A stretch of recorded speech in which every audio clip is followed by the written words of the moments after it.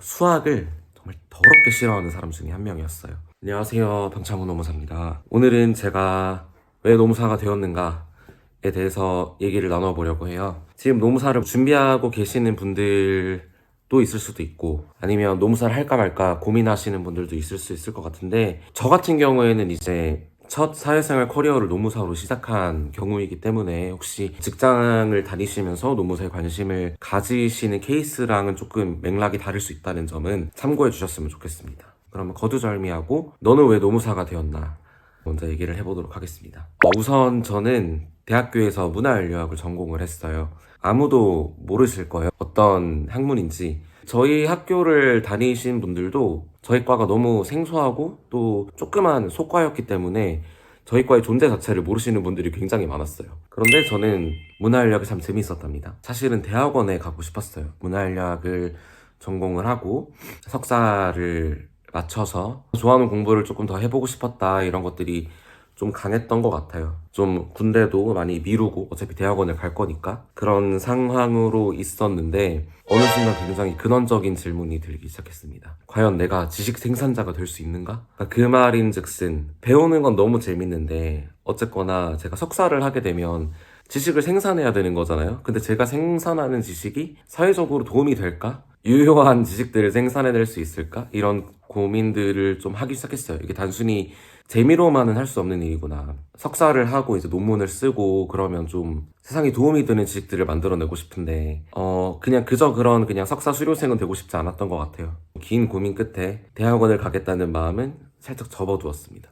근데 너무 웃긴 거는 바로 어젯밤 꿈에도 제가 문화인류학과 석사 입학하는 꿈을 꿨어요. 아직 머릿속에서는 꿈을 버리지 못한 것 같습니다. 언제 또 나이 들어서 갈 수도 있겠죠?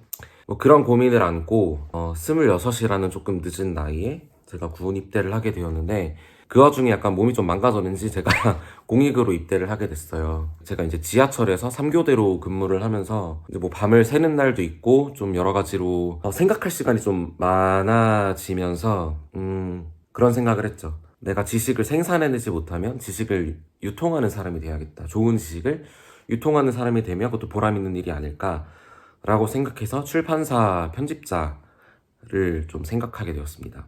그래서 또 알아봤는데 출판사 편집자 하시는 분들 굉장히 대단하신 분들이더라고요. 일단은 석사는 거의 다 수료를 했고, 뭐 제가 알아볼 당시엔 그랬습니다. 뭐 문화비평가로 이미 활동하고 계시는 분들이 소위 말하는 이제 좀 대형, 여러분들이 모두 다 알고 있는 그런 출판사에서 편집자를 하고 계신 케이스도 굉장히 많았고, 굉장히 고스펙의 그런 것들을 요하는, 근데 그거에 비해서 이제 출판업계가 워낙에 좀 호황은 아니다 보니까 여러 가지 좀 어려운 얘기들을 저 많이 전해 들었어요.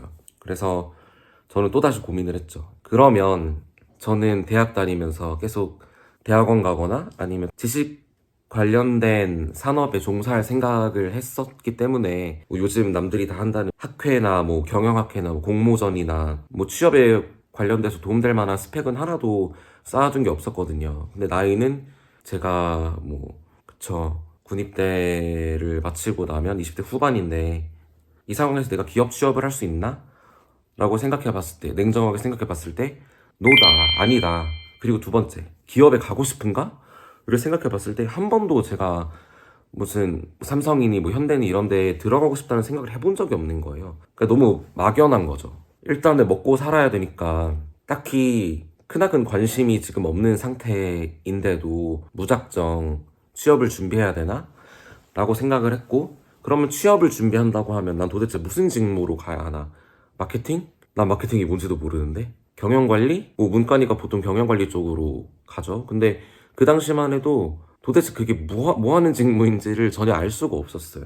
그러니까 이게 열정이 안 생기니까 아무리 공고를 읽고 뭐 JD를 읽고 뭐 취업 관련된 카페를 들어가도 안 와닿는 거죠. 와닿지가 않아요. 이게 도대체 뭐 하는 건지를 모르겠고, 과연 그걸 해서 내가 행복할까? 일단은 열심히 취업 준비를 해서 일단 이름 있는 기업에 들어가면 나는 그걸로 일단 끝인 걸까? 물론 들어가 봐야 아는 것이겠지만 그냥 동력이 안 생겼어요. 저는 좀 뭔가 확신이 생기고 동력이 생겨야만 움직이는 사람이었기 때문에, 그러면 이제 그 다음 루트는 시험을 보는 길이었던 거죠. 그러면 주로 이제 사람들이 생각하는 게 뭐 로스쿨에 간다거나, 그 당시만 해도 그 피트 시험이 있었던 때여서, 요즘은 약대는 수능보가 가야 된다며요. 저 때는 또 피트가 있었어가지고 뭐 그런 것도 생각을 해보고, 뭐 공무원도 생각을 해보고 하다가 전문직 시험을 봐야겠다라는 생각을 했던 것 같아요. 로스쿨 같은 경우는 아무래도 좀 비용적인 부담도 있고, 또 4년 이상을 좀 더 투자를 해야 되는 그런 부담감도 있었고, 피트도 지금 생각하면 피트를 봤었어야 한다라는 생각이 들기도 하는데, 뭔가 약국에서 내가 계속 가만히 앉아있는 일을 할 수 있을까? 이런 생각도 좀 냉정하게 해봤던 것 같고, 뭐 지금은 너무 약사들 분들 존경합니다. 근데 그때는 제가 너무 어릴 때라서 근데 재미없다고 생각했어요. 네.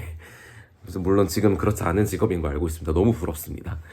그리고 뭐 공무원 같은 경우에도 사실 어떤 제 성격과 성정과 잘 맞지 않는다라는 생각이 들어서 전문직 자격증을 알아보기 시작했습니다.